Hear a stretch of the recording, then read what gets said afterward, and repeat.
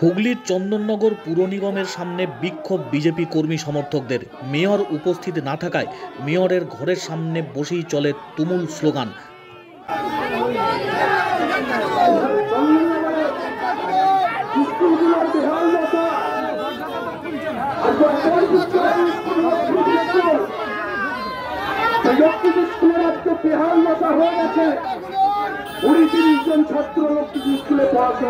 বেহাল অবস্থা চন্দননগর পুর নিগমের। হাল ফেরাতে কর্পোরেশন চলো ডাক দেয় বিজেপি। উত্তর এবং দক্ষিণ চন্দননগরের বিজেপির কর্মী সমর্থকরা চন্দননগরের ছবিঘর মোড়ে জমায়েত করে।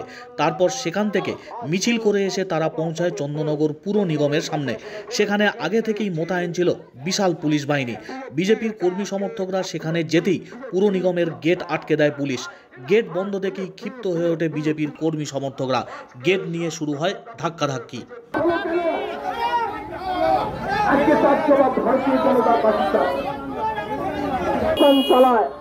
পাশের কানাইলাল স্কুল খোঁজ নিয়ে দেখুন, কোন তাই পার্মানেন্ট গ্রুপ কর্মী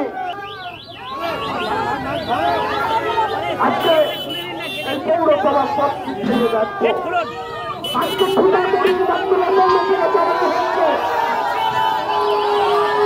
কর্মী নিয়োগ করে টেম্পোরারি কর্মী দিয়ে আজকে পৌরসভা চালানো হচ্ছে।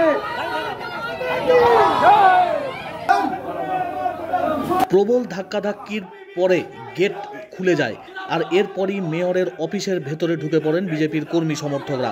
সেই সময় অফিসে ছিলেন না মেয়র রাম চক্রবর্তী।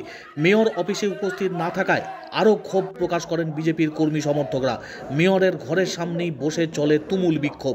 দীর্ঘক্ষণ ধরে এই বিক্ষোভ চলে। মেয়র না আসায় তারা স্মারকলিপি না দিয়ে অবশ্য ফিরে যান। তবে এই আন্দোলন অব্যাহত থাকবে বলে জানাচ্ছেন বিজেপির কর্মী সমর্থকরা। বেহাল পরিষেবা চন্দননগর পৌর নিগমের। একাধিক অভিযোগ রয়েছে বিজেপি নেতৃত্বের। আজকে বিক্ষোভ কর্মসূচি চন্দননগর কর্পোরেশন এলাকায় বিভিন্ন যে অব্যবস্থা রয়েছে সেই অব্যবস্থার মধ্যে যেটা উল্লেখযোগ্য গুরুত্বপূর্ণ এখন সেই 7 দফা দাবি নিয়ে আমাদের আজকে এই কর্মসূচি। এই কর্মসূচির মধ্যে আমাদের রয়েছে, আমরা দেখছি প্রতিনিয়ত চন্দননগর হসপিটালে বা নার্সিংহোমে একটা করে অ্যাক্সিডেন্ট কেস, যার অন্যতম কারণ হচ্ছে সারা চন্দননগর জুড়ে বেহাল রাস্তার অবস্থা। আমরা দেখছি চন্দননগর কর্পোরেশন পরিচালিত যে স্কুলগুলো আছে তা আজ বন্ধের মুখে। তার বিরুদ্ধে আমাদের লড়াই। আমরা আজকে দেখছি এই বর্ষাকালে চারিদিকে নর্দমা জাম হয়ে রয়েছে, কোনো জঙ্গল পরিষ্কার হচ্ছে না।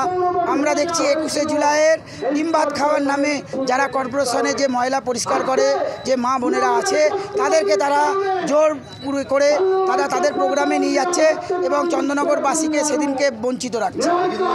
পুলিশ আজকে দলদাস যে তার প্রমাণ করে দিয়েছে।